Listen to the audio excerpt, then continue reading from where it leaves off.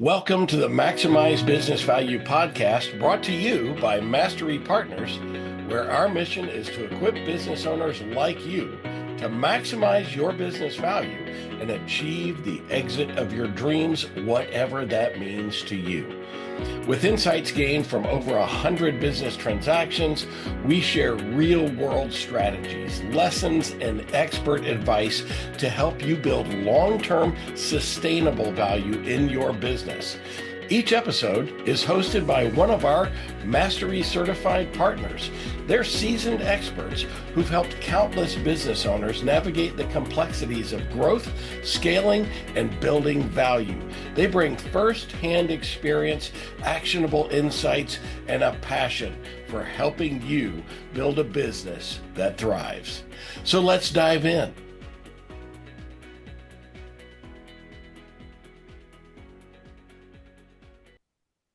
Hi, this is Tom Bronson, and welcome to Maximize Business Value, a podcast for business owners who are passionate about building long-term, sustainable value in your business. Today, I'm excited to introduce you to one of our key team members here at Mastery Partners. This is Darren Williams, who works in a critical role in our mission to help business owners maximize business value. And he's one of the three partners that are now taking over this podcast. So you'll hear a lot more from Darren as time goes on. So, Darren, could you share a little with us about what you do at Mastery Partners? I'd like to know, actually. I'm just kidding. Thanks, Tom. Hey, I appreciate the introduction. At Mastery Partners, we work with business owners. We work with business owners to help them ultimately improve business value, to be more profitable, to run a better business, and in some cases, get their life back. But ultimately, it's to achieve their goals. It's really not, it's not my place especially, but collectively, it's not our place to show up and tell you things per se, but really to ask you questions and gain clarity, figure out what it is you want to achieve, and then help you achieve those things. Yeah, I love that about our business. It's really a process of discovery, right? I mean, we just ask excellent questions, and many times the business owner, from the questions that we ask, they sit back and go, "Oh, okay, I get that. Yeah, I know why that's important now." And so, one of the things that I say to business owners all the time is that we're really not going to teach you anything new that you don't already know. We're going to shine some light on some areas, though, that perhaps you've forgotten about, or haven't spent a lot of time on. And so I love that about the questioning process. So now we first came together almost a year ago, right? I can't remember exactly when we put it together, but you and I had our first conversation about a year ago. And now you're starting to play a critical role in our mission. Could you share a little bit about why you wanted to come work with Mastery Partners? Yeah, it's, my journey is interesting, and I won't unpack the whole thing here today, but over 30 years in business, responsible for a lot of different parts of different businesses. So, my journey's been a growth and an evolution. But especially, I'll say over the last, 5 or 6 years, I've had some access to some really, really wonderful coaches and mentors that have challenged me and asked me compelling questions.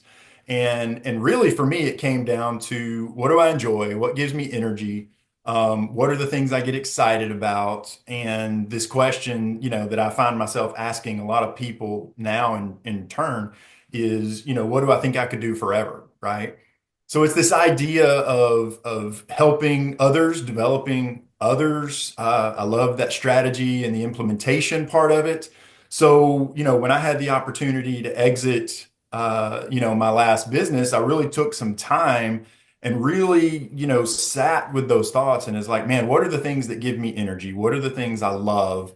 What are the things I think I could do forever? And that's, I'll save the detailed story for another day of how you and I actually met. But we were introduced by a mutual friend that said, "Hey, if you've got these thoughts and ideas, you need to meet Tom." And, I think just the short version is when you and I met that first time, I handed you a document, just some rough draft thoughts of mine that I had kind of put down on paper. And your first response was, are you reading my books? And we both kind of laughed, and it was like, no, this is my experience, but this is why we were introduced to each other. And I really do feel like over the last year, I'm in the right place. I think, Tom, you and I specifically, we've had similar experiences in different industries, but we see business the same way, and in a lot of ways, we're passionate about the same things. So, Yeah, absolutely. That's a mouthful. I remember that coffee meeting. You handed me that document, and I'm like, wow, you've done some research on this. But no, it was really just stuff that you felt like was intuitive, and so do I. And why more business owners don't think about these things. That was just interesting to me. So, talk to us a little bit about kind of your experience in business and why you're uniquely qualified to help business owners. yeah, that's a fair question, great question. And like I mentioned a second ago, we're 30 years of business, and of course everybody's starting out, nobody starts out, at least I don't think few people start out as the CEO, right? So I've had opportunities to work my way up through some very large organizations, and then, to some very small businesses as well. So I've had experience in a vast, array of different size businesses. So I've seen different organizations. I've been in operations, right? So my heart and I think my personality is very operations focused. But I also spent a probably even larger portion of my career in sales. So I've described it to people before as like I'm the ops guy that learned how to sell. And then, after a pretty good stint in sales, I had the opportunity to run a business. I was the president and CEO for 10 years. So being able to bring all of the aspects of business and then learning financials, learning accounting. I was never an accountant, but as the CEO, had to learn that part of the business, right? So whether it's sales or operations or quality control or safety or whatever it is, that person at the top that becomes the mediator and the arbitrator and the final decision maker and understands the goals that each department is trying to accomplish, ultimately to accomplish the greater goal, right? But being that referee, that mediator, that arbitrator at the top that has to say, okay, here's the priorities when different departments compete. So being able to achieve those goals, and being able to bring teams together, I think that's frankly, in some ways, that's what makes me uniquely qualified. Yeah, I love that analogy of kind of being that mediator or the referee. I used to call it when I sat in the CEO seat for years and years, the Supreme Court. I would Yeah. say, okay, if you guys can't work it out and figure out where the priority is, I'll tell you where the priority is, but everybody's going to be unhappy. And that was, of course, when you have competing agendas and things like that. I love the process that you put in place.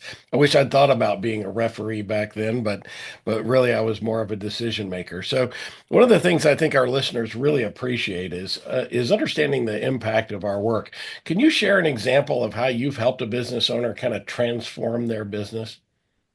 Yeah, I think one of the things that shows up a lot, is this example of and especially in small business, and sometimes we just can't help ourselves. Is when you really find yourself at the center doing everything. And ultimately what that shows up is the business owns you. You don't own the business. In some cases you own a job. You may not own a business, but you wind up being the bottleneck, right? You're maybe the top salesperson. Maybe you're the general manager. Maybe you're the ops manager. Maybe you're doing all of these things, and then you wake up one day and you realize it's like nothing happens without you making a decision or you deciding this or that, and so many things in the business are waiting on you. And I think one of the most fulfilling things rewarding things that we do is help people in that are like, I don't know whether to turn right or left. And then ultimately it's this indecision and we just keep doing what we're doing. Because in a lot of cases, they're profitable, they're making money, but maybe they're not achieving their long-term goals. So it's really this pursuit of, what we call, the self-managing company, right? Can you, one of the questions, hey, when's the last time you checked out for 2 weeks? When's the last time you went on vacation? What would happen? What do you think would happen? Oh my gosh, it would grind to a halt. Oh my gosh, nothing. I talked to somebody the other day and he shared with me he hasn't been on vacation in 10 years, not a meaningful vacation. And it's like that business owns him, right? So anytime we can help a owner get his life back, the pursuit of that self-managing company, it really is rewarding, and so when it all clicks and when it all comes together, I Yeah. think that's what we do best. You can't be at your best if you can't get away and recharge your batteries, and I hear that all the time. Business owners tell us, well, I'll be on vacation, but I'll get up early in the morning and make calls and things like that so I don't disturb the family.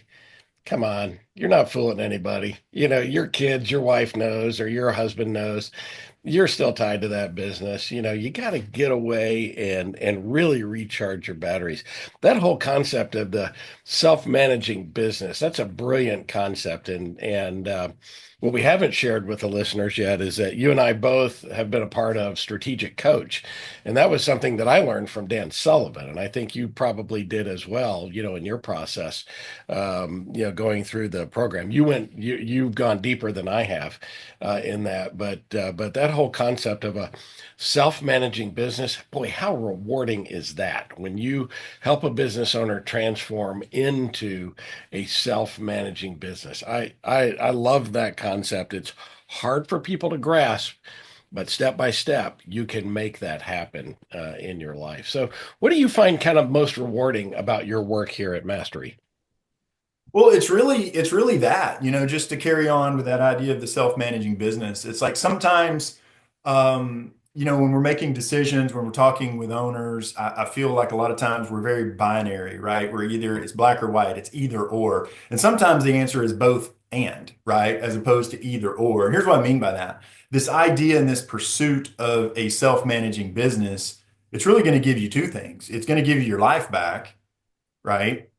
And at the same time, it's going to make your business more valuable because a self-managing business is far more valuable than this business model, what we call the genius with 1,000 helpers, right? Because if you were to exit or sell your Yes. business, and maybe you have no plans to exit or sell your business, maybe you just want to grow it. At the same time, it's hard to scale a business that's a genius with 1,000 helpers because now I need another genius, right? I can only have so much capacity, Yep. right? So it answers a lot of questions. It helps you scale, it helps you become more profitable, it helps you get your life back, it helps you become more valuable, your market valuation goes up. So it answers a lot of questions. And frankly, the question I get sometimes is, come on, is that really possible? Is it really possible? And the answer is yes. It's not easy. You need a plan, right? You need a plan. So, one of the things, we ask of people is decide, right? Be decisive. Be decisive. So we get stuck in the rut of, well, I don't know. I know I need to do something different. Should I turn right? Should I turn left? I don't know. So I'll just keep doing. And then you wake up a year from now and you're pretty much in the same place as you were. And, sometimes that turns into 3, 4, 5, 10 years. And my question is what is that ringing bell? What is that signal for you that's going to wake you up and say, okay, now I need to do something different? When are you going to decide, okay, I need to do something different? And frankly, whether it's us, Tom, whether it's engaging with us, if somebody's listening to this, if it's engaging with us, great. If it's reading a book and making your own decision, if it's hiring a different coach, like you and I've both been part of Vistage, we've both been part of Strategic Coach, we've both run businesses on EOS, right? Mhm. So, through those different organizations and others, like I've been challenged one of the things I love about Vistage, right, is, one of their sayings is this is where we come to get our answers questioned, right? That idea. Right. This is where we come to get our answers questioned. Yeah. So sometimes we just need somebody to talk to. Sometimes we need somebody Yeah. to challenge us. And whatever that means for you, if you're listening to this, whatever that means for you, just, my challenge to you is just be decisive, decide to be better, decide to take on that challenge. But yeah, that's what's rewarding for me. I mean, I get pretty fired up about this stuff. Like I love growth and development, just me personally.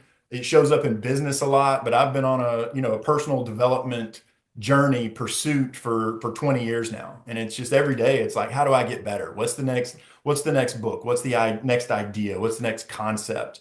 So being able to bring that full circle, and help and guide and challenge other people the way I've been helped and challenged and guided, is pretty meaningful for me. That's frankly what I love. Like, I don't feel like I even go to work anymore. I just get up and get to do the fun stuff that I love. Like, I've told you multiple times, it's like, hey man, you need me, I'm available on the weekend. This is what I do for fun now, right? Yeah. So I'm kind of always working, but at the same time, never working, right? Yeah. Yeah. You and I are cut from very similar cloth. One of the things I don't want to overlook this because it's so powerful and so important, but also not very intuitive for business owners, is the comment you made about the value of the business improving when a business owner is no longer needed in the business. And to me, the moment you wake up and realize that I am no longer needed and my business operates without me is the day your business starts increasing in value exponentially. And it's really an amazing phenomenon. I've seen this happen over and over and over again with our clients, in my own life. That when I can step out of the way, and when a business owner can step out of the way, and the business just runs, and then the business value takes off. Why is that though?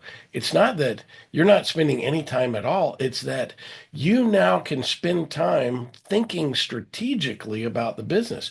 What's the next big thing? How do we go out and do this? And how do we, add more revenue by doing that? And I think that's a super exciting. In fact, I get goosebumps talking about that. It's one of my favorite things about what we do. But hey, we need to wrap up here. So one last question that I like to ask everyone. This podcast is all about maximizing business value. What's the one most important thing that you would recommend to business owners to do to build value in their businesses? Oh man, the one thing, that's a trick question, and I guess I would go back to what I said about decide, right? It's if you're in a point where you need to do something different, the number one thing is to be decisive. And I think there's so much we get paralyzed sometimes and not knowing if it's right or left, or should I do this or should I not do that? But whatever that is be decisive. Join a group, go get a coach, read a book. I mean, whatever that is, but figure out what that thing is and try, right? And that's one of the things I used to say, in my organization a lot is like, listen, nobody expects us to be perfect. I don't expect us to be perfect, but we're going to try stuff, right? Oh. We're going to try stuff. And if it's the wrong thing and we need to stop and turn around and go back, then hey, we will admit that and we will try again. But we're not going to sit here and get stagnant. We're going to try stuff. So that would be my number one advice, is just be decisive. Be decisive, figure out what your goals are, figure out what you want to achieve, and be decisive. I love that. I'll add to that be decisive about calling us. Doesn't cost you anything to have a conversation with us about how that might change. So decide to do that today. Darren, wise words indeed. Thanks for sharing your thoughts and experiences with us today. As it's always a pleasure to see those tangible benefits that our team brings to the table. This is the Maximize Business Value podcast, where we give practical advice to business owners on how to build long-term sustainable value in your business. Be sure to tune in each week and subscribe to our channel so that you will never miss another episode. Thanks for joining us today.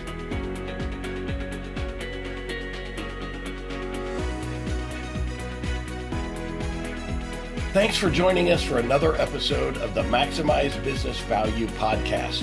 I hope today's conversation sparked new ideas on how you can continue driving value in your business. But remember, it's not just about listening. It's about taking massive action. Visit our website, masterypartners.com, for more resources. Grab a copy of any of the books in the Maximize Business Value series on Amazon or via the links below. And don't hesitate to reach out if you want to know how to apply these concepts to your business. So until next time, I'm Tom Bronson, reminding you to relentlessly execute while you maximize business value.